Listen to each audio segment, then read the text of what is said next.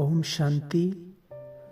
बाबा शब्द कितना मीठा है, तो वैसे बाबा को जो इतना मीठा है, इतना सर्वश्रेष्ठ है, इतना प्यारा है, प्यार का सागर है, ऐसे बाबा को जब हम अपने साथ रखेंगे, जब हम अपने मन में बसा लेंगे, उसे याद करेंगे, तो फिर कैसा अनुभव होगा। उसकी यादों में, उसके सानिध्य में। बाबा कहते हैं, बच्चे, ज्ञान का एक ही महामंत्र है, मन मना भव। इसी एक शब्द में सर्व प्राप्तियां समाई है, सारे सुख समाये हैं।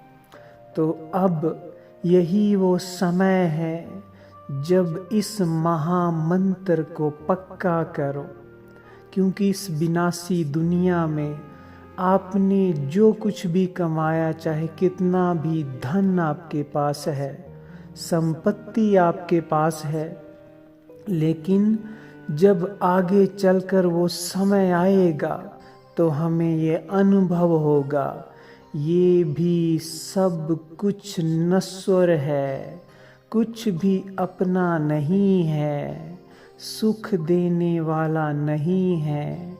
धन भी जास्ती होगा तो वो भी ऐसे पड़ा रहेगा, काम में नहीं आएगा।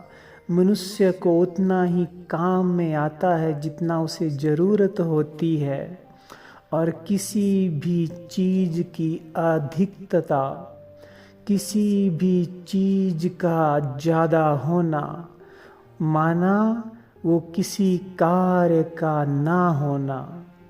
तो इसलिए बाबा कहते हैं कि बच्चे, संसारिक प्राप्तियां आप कितनी भी कर लो, कितना भी कुछ धन कमा लो, लेकिन वो आखिर में ऐसे ही पड़ेगा, कुछ भी काम नहीं आएगा। काम आएगा तो अविनाशी कमाई, कि कितना हमने बाबा को याद किया, कितना हमने मीठे बाबा को अपने साथ अनुभव किया, उसकी शिक्षाओं को, ज्ञान रत्नों को, पढ़ाई को जीवन में उतारा। ये सब कुछ अविनाशी कमाई में जमा होगा।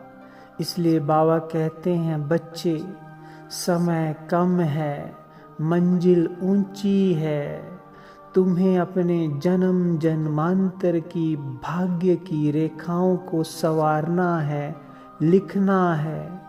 तो अभी इस महामंत्र को मन मना भव, मामेकम याद करो।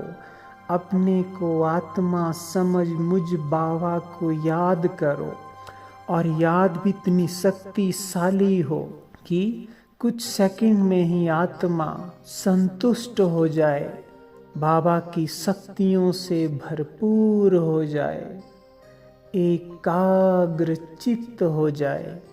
तो अब इस महामंत्र को जीवन में उतारो और अपनी झोली भरपूर कर लो।